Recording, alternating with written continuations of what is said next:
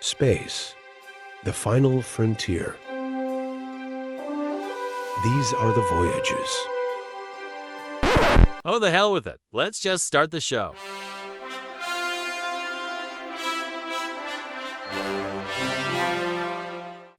Welcome, everybody, to a new episode of Vern and Bob's Star Trek show here on the Star Trek Network. I am Bob. I'm Vern.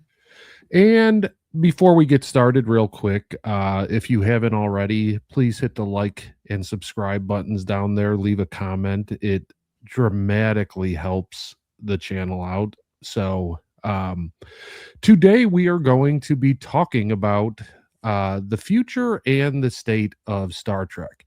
Since we last recorded, quite a bit has happened, Vern. Let's start with the elephant in the room. Star Trek Starfleet Academy got canceled.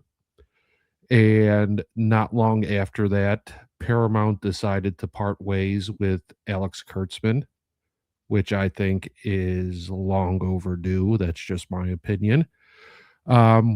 We also got the last two seasons. We do have another season of Starfleet Academy that's going to come out, and I think there's two more seasons of Strange New Worlds to come out. There's supposed to be two more seasons. I know the next season starts in just a couple of weeks, which I'm very excited about. I know you're not, but I am.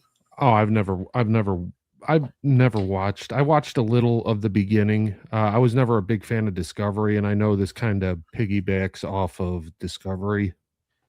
Yeah, I'm not a fan of the fact there's going to be a Muppets episode, but I saw that as I was doing some checking out stuff on websites, and I saw that, and it's tough.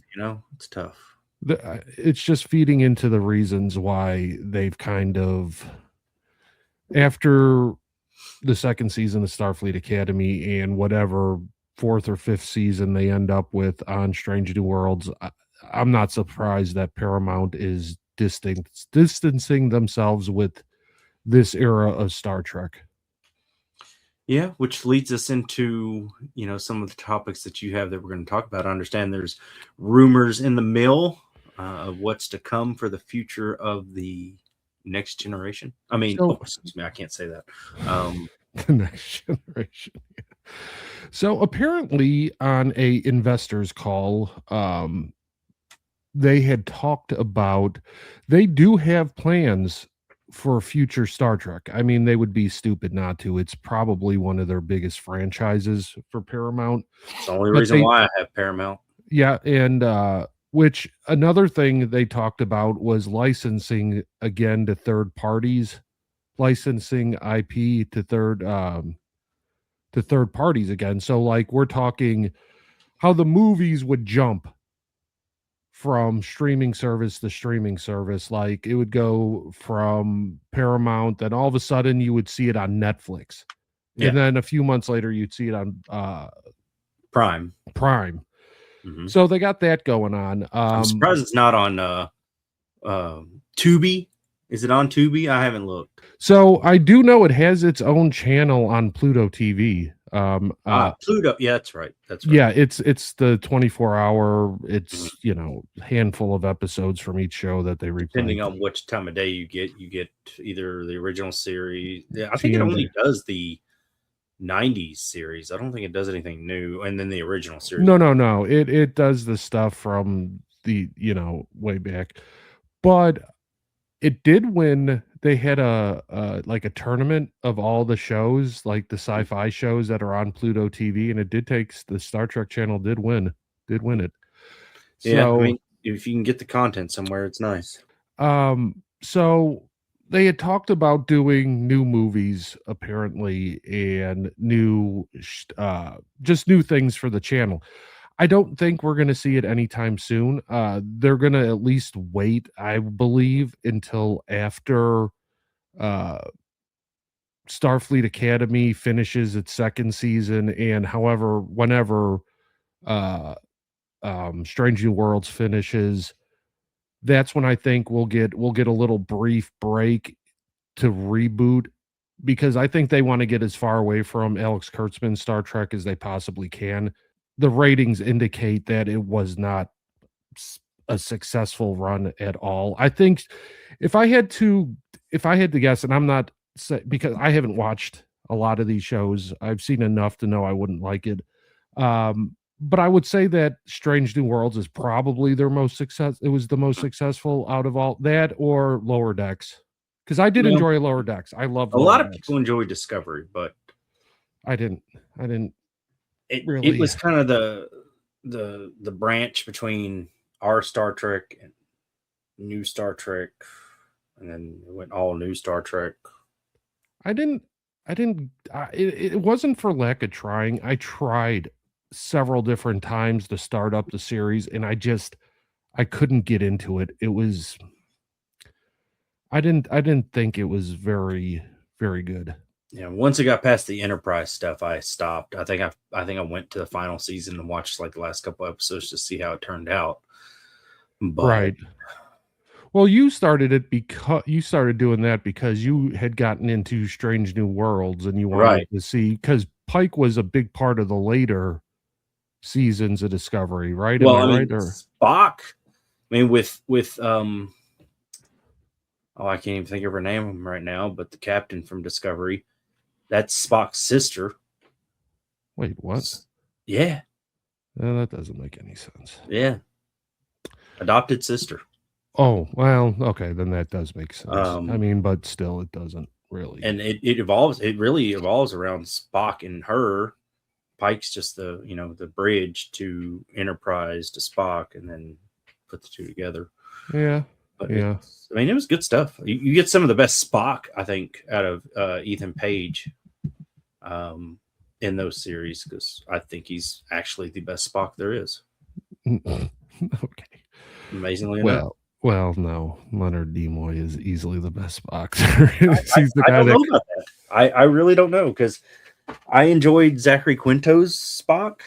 I like Zachary Quinto's Spock too. I agree with that. I'm not saying that Leonard Nimoy was a bad Spock, because of course he was Spock.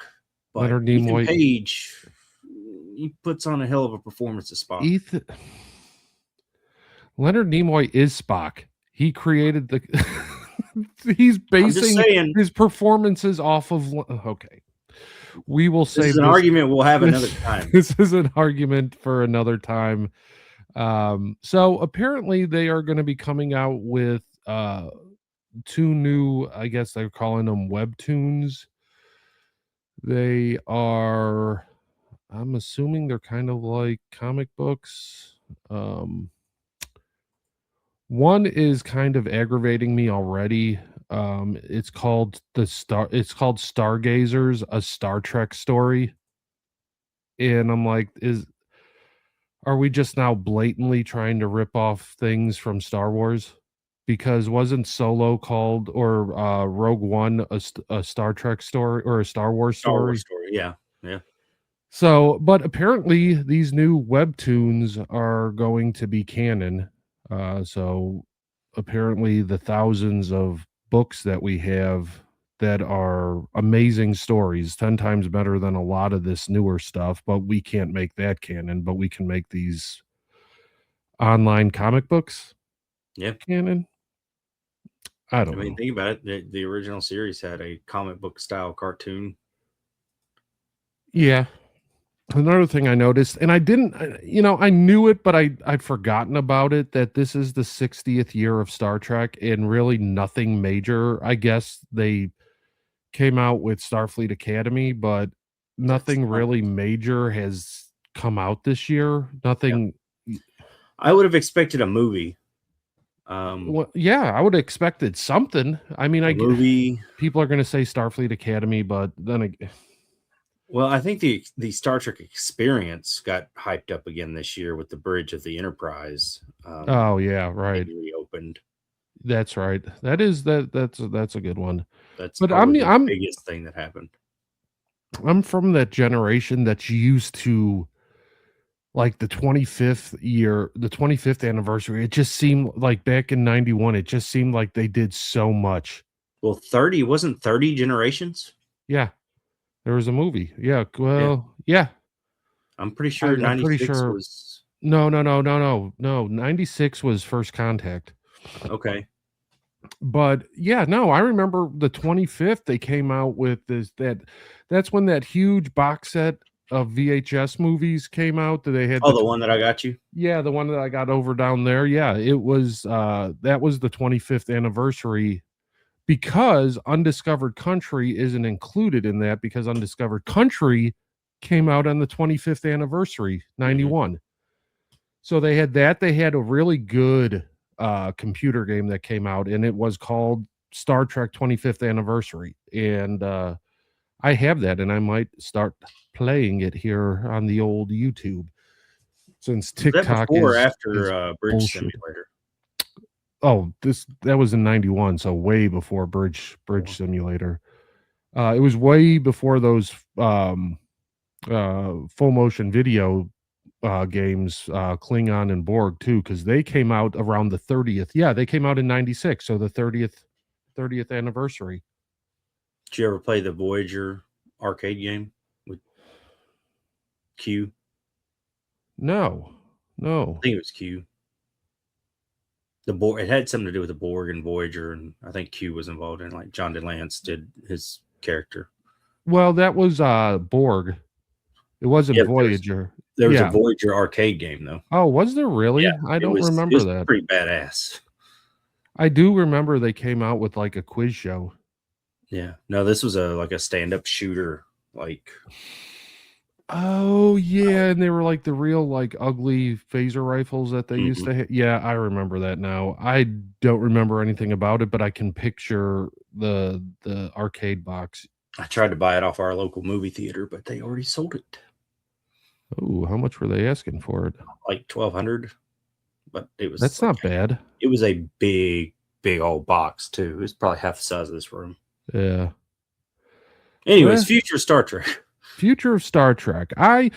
So my take on it, and we'll kind of wrap things up here. This was just going to be a short video about the future of Star Trek and where I do believe that I mean Paramount's not going to let Star Trek go. It's historically a moneymaker for them.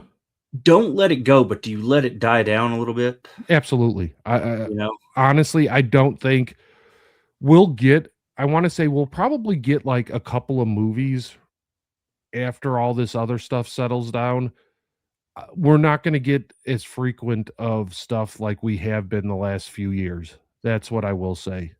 do you think you get the 7 of 9 story I with think that so. crew from Picard? I think so because I think they're going to want to kind of go back to the old school Star Trek and get some of those fans back after I'm going to say it after the debacle that was Starfleet Academy. I mean, you Yeah, got to win that fan base back and it's going to have to be something like that. But then I've and you know this, I've always been that person is please stop relying on nostalgia. yeah. Just give us new stories that aren't stupid. But the thing is, though, you now have a definitive timeline that you go from. I mean, you kind of garbled it, but Picard season 3 Yeah. to end of Discovery Yeah. and Academy and section 31, 32, or whatever the hell it's called. Section 31. Yeah. Yeah. Which could be such a great concept It for could have. a show until you've just now that name is synonymous with crap when it was one of the cooler storylines from later DS9 seasons. Right. I would have loved to seen Julian Bashir pick up his role. That would have I been know we cool. don't, we say we don't rely on nostalgia, but I mean, the best part of Picard was 7 of 9's future. How cool would that have been? And I get that I'm kind of going back on what I just said, but how cool would that have been if you did a Section 31 show and Julian Bashir is running Section 31? Awesome. I I'd watch it agree. right now. I would watch it. Yeah, absolutely. And his head of intelligence is Yeah. oh shit. Cardassian Taylor. Oh, Garrick. Garrick. Yeah. Yeah. Here's my question. Do you get away from the universe that Alex Kurtzman made? do you revert back to like making shows during the TNG era or the Deep Space? I'm not saying make it about those like DS9 or TNG. I'm saying just set stories during that time frame. You know what I'd like to see? What's that? The Bajoran rebellion. Oh yeah, that would be. How did we lead up to Deep Space Nine? I mean, you've got stories of other races. You don't have to focus on Earth. You can do the other races. I'd like to see the creation of the Borg. Oh, that would be amazing. That'd be a hell of a scene. God, yeah, that would be so good. And there's really no backstory to that too, so you can create. You can do whatever you want with it. There's so many good possibilities, and you can just do it in the original timeline. Mm-hmm. You don't have to talk. You can mention the Enterprise. Oh yeah, because it's around. You can mention Deep Space Nine. I would love to see another show that's focused around the Dominion War. Some other, special ops team or something that, like what we kind of saw on that one, the assault or AR 551, where they were stranded on that planet. And God, there's so many different stories, so many amazing stories that you could do without retconning the history of Star Trek. So it sometimes felt like Kurtzman's Star Trek had to go out of their way to fix issues with the original shows, and they just didn't need to be fixed. There was enough innuendo and enough flavoring of everything they try to make those shows be. I mean, Deep Space Nine had it. Yeah. And it was tasteful. Mm-hmm. Yeah. It didn't feel like the current Disney product where it's every other movie it's forced upon you. Yeah, no, I absolutely agree, and that's my focus on everything in Next Generation: drugs, sex, having sex with dead people, suicide. No, that was Voyager. I'm sorry, that was Voyager. I will say, I hate the argument that Star Trek has always been progressive. Yes, Star Trek has always been progressive. Star Trek, the very first season of the very first show was progressive. Yes, but here's the thing: it wasn't crammed in your face every 5 minutes. Right, it was tastefully done. There is an African American on the bridge of the Enterprise. Holy shit! A primetime television show in a prime role, an African American person. But did we say, hey, this is what you're getting? You better like it. Yeah. This is our main focus. And if you don't like it, we're going to turn you off. It was like every single character had to be like that. You had an Asian guy driving the ship. That second season, we were in the midst of the Cold War and they bring a Russian character on. Right. Yes, we get it. But they didn't point it out like that. Right. They didn't point it out. Hey, look, we got a Russian. We got a Russian. We're being progressive. We got a Russian on the show. No. It just all fit. No, and everybody did their part. So I think we will get men wore skirts. Yeah, well, in the first handful of episodes of TNG, that was dress code. Right. But I do see that we are going to get new Star Trek. It's never. They're not just going to go, nope, sorry, we're not doing this anymore. It's too big of a moneymaker for them to let it die. I do think they're going to go in a totally different direction. They're going to hard reboot the franchise to get them away from that. But I think it's going to be a slow it's going to be a slow unveiling. They're going to wait till once these shows that are left finish up. It'll be about a year before we see or hear anything. I think that's just my opinion. Kind of reset everybody's palates, for a new direction of Star Trek. That's mine. Give me that Borg show. Yeah. There's so many great ideas that they can pick. So you want to ruin what the Borg was. Let's make it better now. Yeah. I do like the idea that V'ger from the motion picture was the start of the Borg. Right. That was such a cool idea. And then introducing Ilea and Commander Decker, because they vanished. They got Right. taken into the V'ger.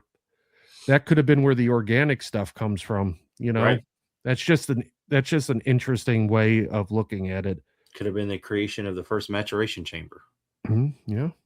But all right, I think We were hopeful. like I said, we're gonna get new Star Trek, but for right now, we are gonna come to an end here. Mhm. We don't really have very many socials. We're just kind of winging it on here. TikTok turned out to be a bastard. I've kind of lost interest in Instagram, so really, this is where you find us. We'll get going, and everybody, we appreciate you. Make sure you like, subscribe, comment, thumbs up, thumbs down, whichever one, as long as you're doing something. And for Bob, I'm Vern. Everybody, have a great day.